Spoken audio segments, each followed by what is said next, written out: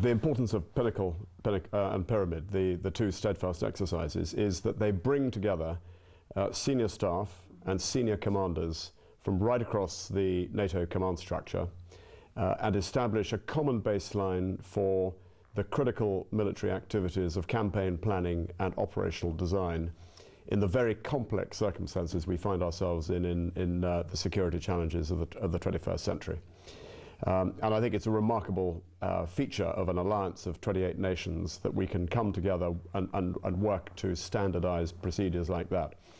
I'd also add that it's an opportunity to bring in key partners too, and on this exercise, as you know, we've got partners from Austria, from Finland, from Sweden, and indeed from Russia as well, which is what NATO is going to need to do for the future. I think as far as lessons learned are concerned, well, the process of this exercise acts almost like a sort of laboratory for military procedures and thinking. And we will be drawing out a number of areas where lessons will have been identified. It'll take a bit of time to analyze precisely what those lessons are, and that will be played back into back into the development of the process for the future. You mentioned about partner countries, Russia, Finland, Sweden, and also Austria. Does it affect access to information or planning procedures, and why it was the decision to invite those countries to this to participate in this project? Well, I'll answer your last question first. The decision was mine. NATO at the moment is in our operation in Afghanistan. We've got 22 partners. In the operation against over Libya last year, we had a number of Arab partners who played a critical role. So NATO may be a regional organization, but the challenges we face as an alliance are global, and therefore it's essential that we have the experience and the relationships to work alongside our partners, which is why I decided to invite a number of partners to come and participate. And of course, you're absolutely right. That does throw up issues of sharing of information, intelligence, and those sort of things. But that's the sort of, in a sense, it's the exercises like these that allow us to identify some of the challenges with non-NATO partners and therefore find solutions to those challenges. Okay. Then about Latvia, this is second year when Latvia is hosting this exercise, and it will be, as I understand, until 2016. What you can tell about Latvia as a host country in this case? Well, Latvia has been a great place to come to. I mean, on so many levels. Firstly, I'd like to highlight and thank the Latvian government, Ministry of Defence and Armed Forces for the support that we have enjoyed here. We could not have been better looked after. We've been superbly hosted. And people have gone well out of their way to support and help us, which has been a delight. I think on top of that, it sends a really important signal that NATO is conducting important key leader training in Latvia, in the Baltic area.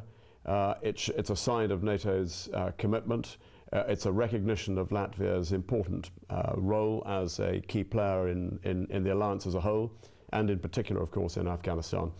And then finally, it's just a pleasure to be in Latvia. It's a lovely country, charming people, and I would recommend it to anybody. Thank you. And now back to the Afghanistan. As all of us know that after 2014 it will be different mission on how do you see what will be after forces will go out from Afghanistan? Well, the international community at both at Chicago, at Bonn, have sent a very strong signal, and indeed in Tokyo with the financial commitment to Afghanistan post-2014, that there will be a requirement for an enduring or a continuing mission once the ISAF mission draws down at the end of 2014. We recognize that the mission is likely to be focused on training and assistance, continued training and assistance, and advice to the Afghan security forces to allow them to ensure that they can continue to contain what we anticipate to be a continuing insurgency in that country. In terms of the detail, much yet to be resolved. We need to identify which nations are prepared to commit forces. We need to work through the planning process. All that work is ongoing at the moment within NATO headquarters and with our coalition and partner nations. And I would anticipate being able to produce some sort of definition and clarity of the scope, the nature of the mission, probably in the new year or shortly after. But much depends, I think, on a number of political decisions, which of course I wouldn't wish to preempt in any way. A lot of people are telling about maybe some risks after forces will go out. Do you think it could be really some risks in situation in Afghanistan? You mean risks to the security situation? Well, there are inevitably going to be risks. Afghanistan is a very risky country, and of course there will be risks and there will be challenges. We can, as an international community, mitigate those risks with a continuing commitment to training and assistance. I wouldn't anticipate, I think it's pretty certain that this will not be a combat mission. It will be focused on training and assistance. And through training and assistance and continuing to support the Afghan security forces in that way, I think we can, as I say, mitigate the risks to the state of Afghanistan. So, last question: what are the NATO's main challenges for the future, in your opinion? Well, that's you've kept the biggest question till last, and we could talk for hours about that. But in a nutshell, I think it's remaining. In a sense, it's remaining true to the foundations of NATO. Article 5, collective defence, an attack on one is attack on all.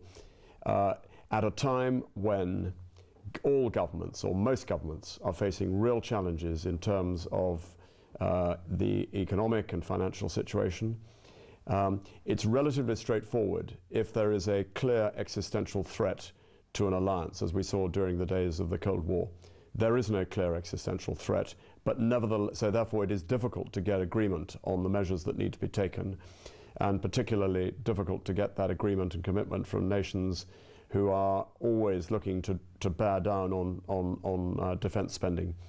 So I think we need to set that, of course, at a time when the world remains and is likely to continue to be a very, very dangerous and complex place and uncertain. So I think we face real challenges, but I think we need to remain true to the values of the alliance. Remember what the alliance is all about. Remember that this is an alliance, the most successful alliance in history, over 60 years old, and in a sense the testament to the success of the alliance is the sort of exercises we're doing here today. And I think providing we do that, then I think the alliance has a healthy future.